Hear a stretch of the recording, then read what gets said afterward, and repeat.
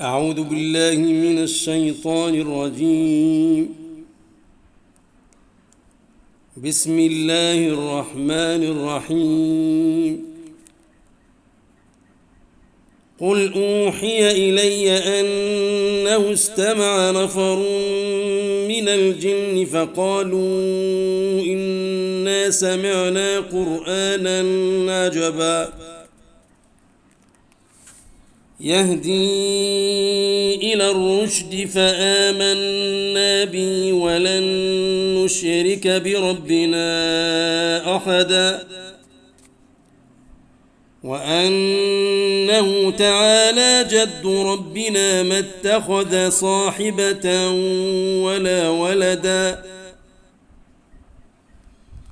وأنه كان يقول سفيهنا على الله شططا وأنا ظننا أن لن تقول الإنس والجن على الله كذبا وأنه كان رجال من الإنس يعوذون برجال من الجن فزادوهم رهقا وأنهم ظنوا كما ظننتم أن لن يبعث الله أحدا وأنا لمسنا السماء فوجدناها ملئت حرسا شديدا وشهبا وأنا كنا نقعد منها مقاعد للسمع فمن يستمع الآن يجد له شهابا رصدا وأنا لا ندري أشر أريد بمن في الأرض أم أراد بهم ربهم رشدا وأنا منا الصالحون ومنا دون ذلك كنا طرائق قددا وأنا ظننا أن لن نعجز الله في الأرض ولن نعجزه هربا وأنا لما سمعنا الهدى آمنا به فمن يؤمن بربه فلا يخاف بخسا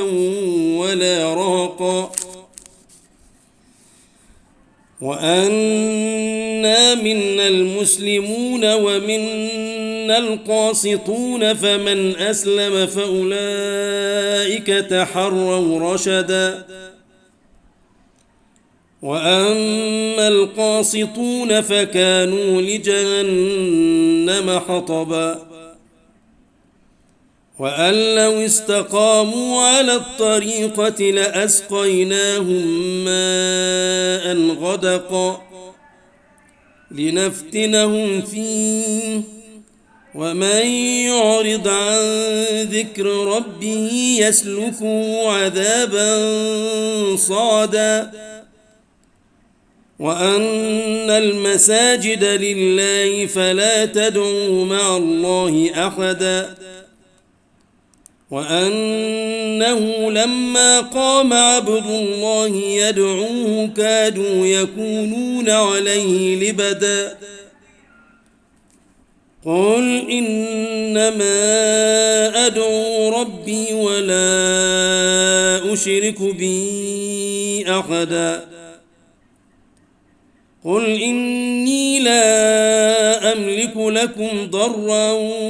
ولا رشدا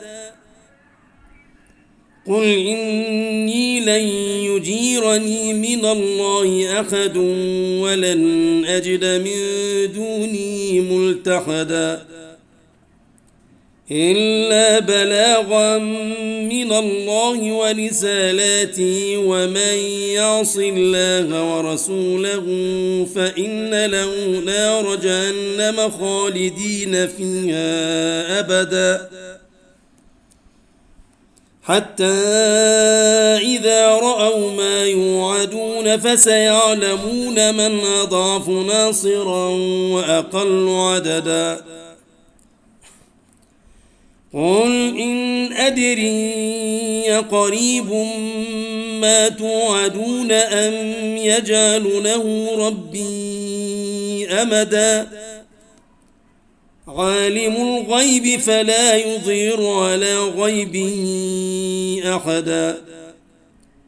إلا من ارتضى من رسول فإنه يسلك من بين يديه ومن خلفه رصدا